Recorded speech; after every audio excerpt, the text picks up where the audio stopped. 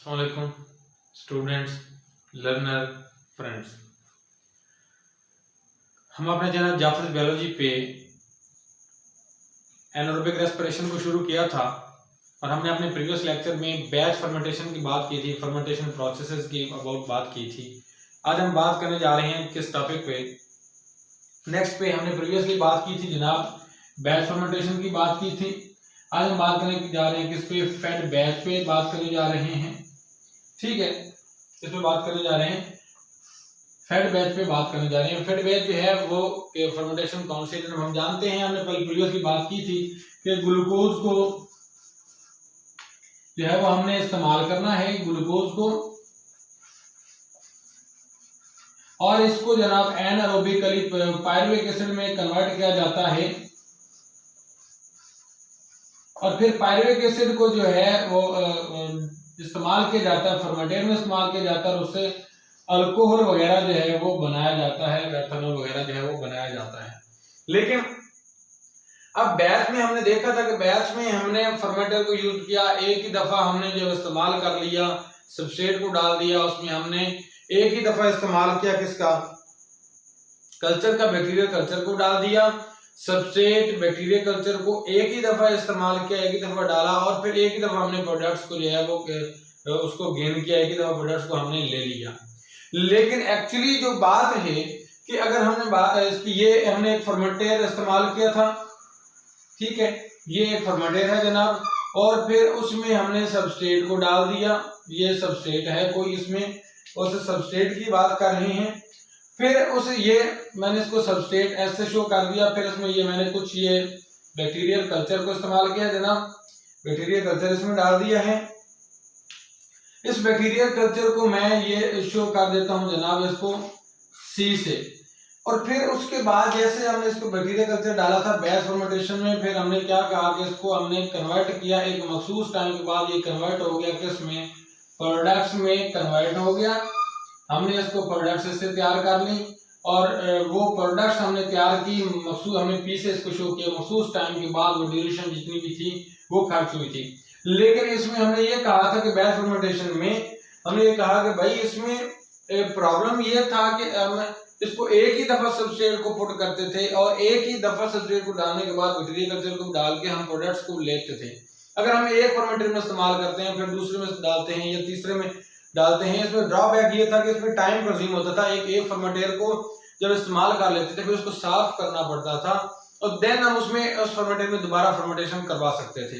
या फिर अगर हम एक फर्मेंटर लगा रहे हैं, दूसरा भी बैच लगा रहे हैं, तीसरा भी बैच लगा रहे हैं, 3 बैचेस लगाते हैं, तो ये वेरिएबिलिटी आ सकती थी कि तीनों बैचेस में रिजल्ट्स थोड़ा वेरिएबल हो सकते थे। लेकिन क्या हुआ, दूसरा मेथड क्या है, फेड बैच मेथड है। अब इसमें हम क्या करते हैं कि अगर हमने फर्ज किया कि इसमें सबस्ट्रेट हमने डाला है 20 लीटर जो है वो हम डालते हैं, सबस्ट्रेट कितना है 20 लीटर हमने डाला है इसके अंदर, और हम डालना चाहते हैं, बैच में क्या था कि 20 लीटर सबस्ट्रेट को हमने एट अ टाइम एक ही दफा जो है वो डाल दिया।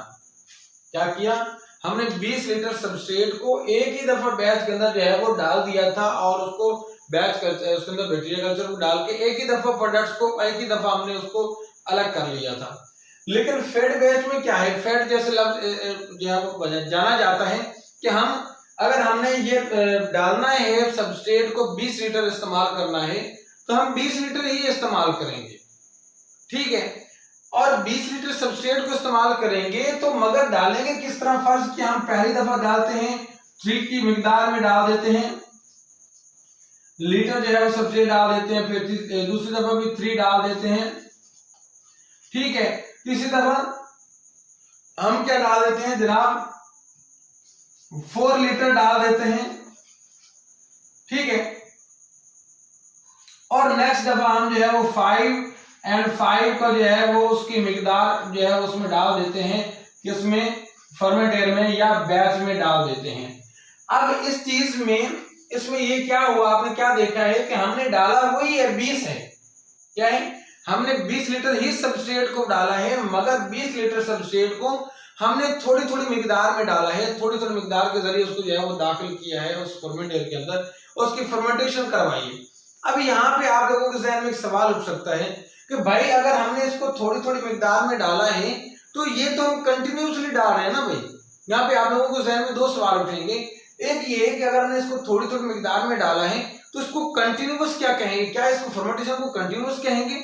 अगर कंटिन्यूस नहीं कहेंगे तो फेड बैच इसे क्यों कहेंगे, जबकि हम इसमें मिकदार सबस्ट्रेट की कंटिन्यूस डालते जा रहे हैं। दूसरा आपके जहन में सवाल ये उठेगा कि भाई इसको हमने 20 लीटर को 20 लीटर इकट्ठा क्यों नहीं डाला है, हमने थोड़ी थोड़ी मिकदार में क्यों डाला है, रीजन क्या थी? अब तीसरी चीज ये है कि भाई इसकी जो प्रोडक्ट्स हम इसको सबस्ट्रेट थोड़ी थोड़ी मिकदार में डाल रहे हैं, क्या प्रोडक्ट्स को भी उसी हिसाब से ले रहे हैं, उसको गेन कर रहे हैं? नहीं। अब इन तीनों सवालों के जवाब हमने देने हैं। पहली चीज तो ये है कि भाई इसको हम सबस्ट्रेट डाल रहे हैं, थोड़ी थोड़ी मिकदार में से जरूर डाल रहे हैं, मगर ये तरीकाकार कंटिन्यूअस की तरह नजर आ रहा है, मगर फर्क है क्योंकि हमने इसके अंदर सबस्ट्रेट को डाला है उसके पैचेस की शक्ल में थोड़ी थोड़ी मिकदार में डाला है, मगर प्रोडक्ट्स को जो है वो हम ये नहीं है कि इधर से सबस्ट्रेट डालते जा रहे हैं प्रोडक्ट्स को लेते जा रहे हैं, सबस्ट्रेट को डालते जा रहे हैं प्रोडक्ट्स को लेते जा रहे हैं, ऐसा पॉसिबल नहीं है। हम क्या कर रहे हैं फेड बैच में, हम ये कर रहे हैं कि सबस्ट्रेट थोड़ी थोड़ी मिकदार में डाल जरूर रहे हैं, मगर products at the and he लेंगे, क्योंकि अगर हमने 20 लीटर को इस्तेमाल करना था ना सबस्ट्रेट को, तो 20 लीटर को इस्तेमाल करके 20 लीटर के रिएक्शन के बाद हमने प्रोडक्ट्स को लेना था। लेकिन हम यहाँ पे क्या कर रहे हैं, सबस्ट्रेट को इकट्ठा नहीं डाला है, सबस्ट्रेट को थोड़ी थोड़ी मिकदार में डाला है, मगर रिएक्शन होता रहेगा और प्रोडक्ट्स को हम at the and he receive करेंगे। पहले प्रोडक्ट्स को जो हम रिसीव नहीं करें, एट द एंड ही हम इनको रिसीव करेंगे, तो इसलिए मैं बात कर रहा हूं। अब तीसरा सवाल ये था, दो आपके क्वेश्चन का मैंने जवाब दे दिया। तीसरा क्वेश्चन ये था कि भाई इसको हम थोड़ी थोड़ी मिकदार में क्यों डाल रहे हैं? वो इसलिए कि अगर हम बैच की बात करते हैं तो बैच में हमने सबस्ट्रेट को इकट्ठा डाल दिया। अगर हमने 20 लीटर सबस्ट्रेट डालना था तो हमने उसके अंदर इकट्ठा डाल दिया, लेकिन जब सबस्ट्रेट इकट्ठा डाल दिया उसके साथ हमने बैक्टीरियल कल्चर को भी डाल दिया, तो नतीजा क्या हुआ? हो सकता है उसमें कोई टॉक्सिक सब्सटेंस हो और वो उसकी डेंसिटी बढ़ जाने की वजह से, विस्कोसिटी बढ़ जाने की वजह से वो टॉक्सिसिटी ज्यादा पैदा कर दे, और उसकी टॉक्सिसिटी की वजह से वो प्रोडक्ट्स टॉक्सिक हो सकती हैं, उनके उसकी टॉक्सिसिटी की वजह से प्रोडक्ट्स में इफेक्ट हो सकता है, रिएक्शन में इफेक्ट हो सकता है। तो यही वजह है कि हमने उस चीज को टॉक्सिसिटी इफेक्ट को मिनिमाइज करने के लिए इस फेड बैच में क्या तरीका कार इख्तियार किया कि प्रोडक्ट्स तो हम एट द एंड ही लेंगे, प्रोडक्ट्स हम एट द एंड ही लेंगे, लेकिन क्या करेंगे, वो सबस्ट्रेट हो सकता है वो ज्यादा टॉक्सिक हो, हाईली टॉक्सिक हो, तो उस वजह से हमने उसको क्या किया है, कि हमने थोड़ी थोड़ी मिकदार में डाला। मतलब पहले 3 में फिर 3 में, फॉर एग्जांपल दे रहा हूं कि हम इसमें डाला तो जब थोड़ी मिकदार में पहले सबस्ट्रेट को डालेंगे, फिर उसके बाद फिर थोड़ी देर बाद फिर दूसरे थोड़ी सी मिकदार और सबस्ट्रेट की डालेंगे, फिर और थोड़ी देर बाद सबस्ट्रेट की मिकदार डालेंगे, तो इसमें क्या होगा, टॉक्सिसिटी कॉज जो है वो होने के चांसेस इंतहाई कम हो जाएंगे। और अगर कोई ज्यादा टॉक्सिक सब्सटेंस है तो उसको भी उसके टॉक्सिसिटी इफेक्ट को भी मिनिमाइज किया जा सकता है इस तरह फेड बैच के तहत। अब ये तरीकाकार तो हमने देख लिया, जनाब सिंपल सा उसका प्रिंसिपल है जिसके जरिए फेड बैच को इस्तेमाल करते हैं। मगर यहाँ पे अगला क्वेश्चन हम ये उठाते हैं कि भाई इसमें इसके एडवांटेजेस क्या हो सकते हैं, इसके डिसएडवांटेजेस क्या हो सकते हैं। तो अगर हम एडवांटेजेस की बात करते हैं इसकी, तो भाई और इसके साथ डिसएडवांटेजेस की बात करते हैं।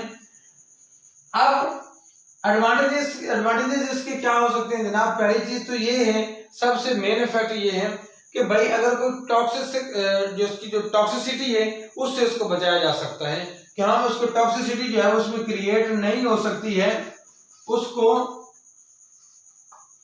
बचाया जा सकता है इस प्रोडक्ट को, इस रिएक्शन को।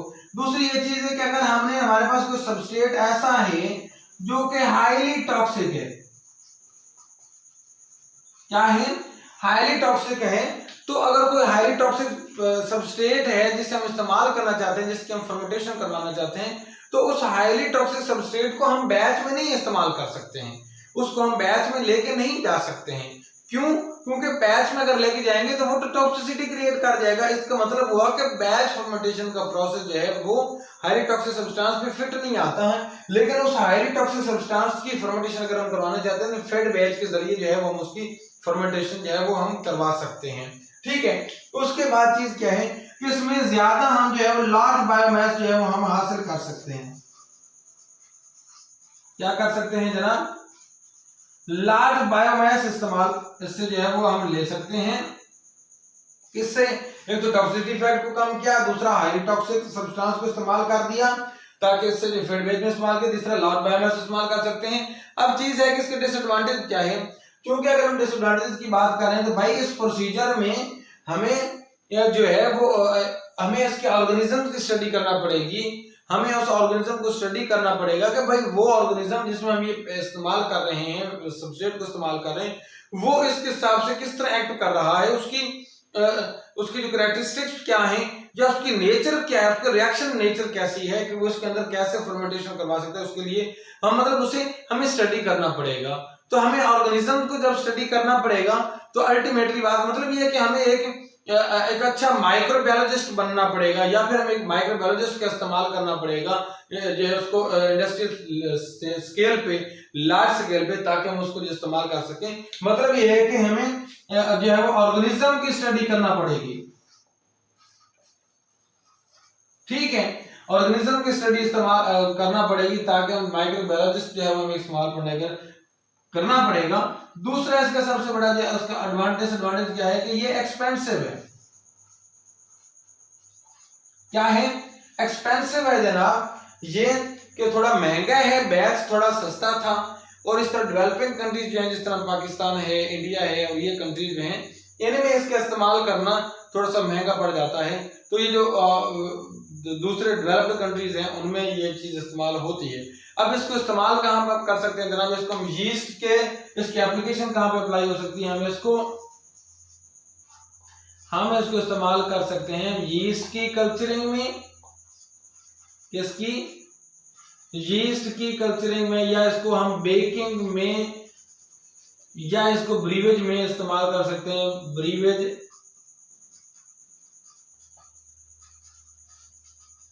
इंडस्ट्री में इस्तेमाल कर सकते हैं जनाब। तो ये एक सिंपल सा प्रोसीजर था किसका जनाब? फेड बेच का। हमने इसके एडवांटेजेस की बात की, डिसएडवांटेजेस की बात की, इसके प्रिंसिपल की, मेथड की बात की। नेक्स्ट इंशाल्लाह हम बात करेंगे किस पे? कंटीन्यूअस फर्मेंटेशन पे। अल्लाह हाफ़िज़।